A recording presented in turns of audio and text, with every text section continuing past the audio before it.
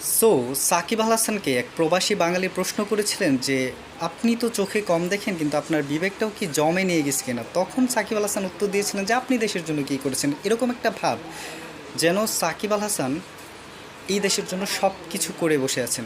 এই ধারণাটা ভুল। সাকিব আল হাসান, আপনি দেশের জন্য কিছুই করেননি। আপনি বাংলাদেশ ক্রিকেটকে চ্যাম্পিয়ন করতে পারেননি, একটা ট্রফি দিতে পারেননি, ইভেন সেমিফাইনালটাও খেলাইতে পারেন না। সুতরাং আপনি চুপ থাকেন। আপনার নাম অনেক স্ক্যান্ডালের সাথে এসেছে, আপনার নাম ফিক্সিংয়ের সাথে এসেছে, জোয়ারের সাথে আপনার নাম এসেছে, আপনি দর্শকদের পিটিয়েছেন এবং আপনি বাংলাদেশ ক্রিকেটকে যা দিয়েছেন, বাংলাদেশ ক্রিকেট আপনাকে পে করেছে প্রতিনিয়ত। আপনি যে লোভী মানুষ, আপনি বাংলাদেশ ক্রিকেটকে প্রতিনিয়ত ব্যবহার করেছেন।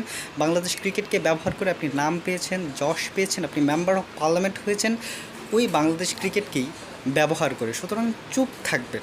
আপনি দেশের জন্য কিছুই করেননি। বাংলাদেশ